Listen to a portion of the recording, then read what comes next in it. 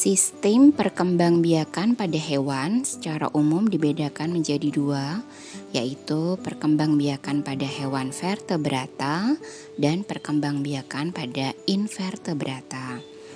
Hewan vertebrata pada umumnya melakukan reproduksi atau perkembangbiakan secara generatif atau secara seksual. Sementara hewan invertebrata, yaitu hewan tidak bertulang belakang, mereka pada umumnya melakukan perkembangbiakan secara aseksual atau vegetatif. Tetapi ada juga beberapa yang sudah tingkatannya lebih sempurna, mereka mampu melakukan reproduksi secara seksual. Reproduksi vegetatif pada hewan dilakukan dengan beberapa cara. Contohnya dengan pertunasan, pembelahan sel, fragmentasi, dan juga partenogenesis.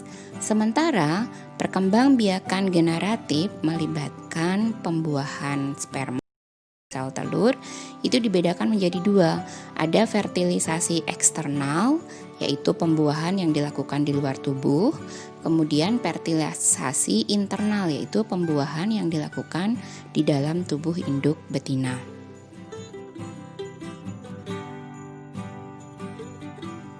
Pertunasan pada hewan contohnya dilakukan oleh hidra dan obelia. Ini tunasnya atau tonjolan dari dalam tubuhnya itu bisa berkembang menjadi individu baru. Kemudian fragmentasi dilakukan oleh cacing, contohnya planaria. Jadi tubuhnya jika dipotong-potong menjadi beberapa bagian, maka bagian tubuh itu masing-masing akan membentuk tubuh yang baru sehingga menjadi individu yang baru. Sementara partenogenesis dilakukan oleh lebah ataupun kecoa. Ini individu betina bisa melakukan pembuahan tanpa adanya reproduksi dengan jantan. Jadi dia bisa melakukan pembuahan sendiri, namanya partenogenesis. Reproduksi seksual pada hewan dibedakan menjadi 3 macam berdasarkan berkembangnya embrio di dalam induk betina.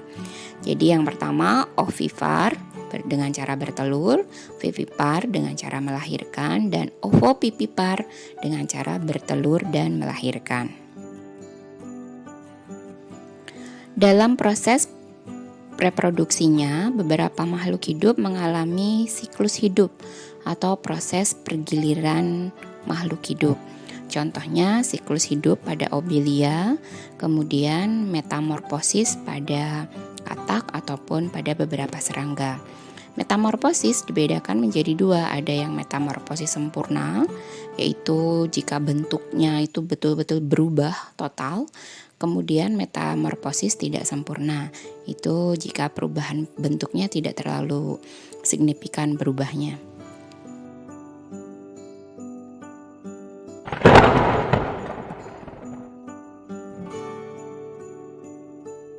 Selain reproduksi secara alami, hewan juga bisa dilakukan reproduksi dengan bantuan manusia.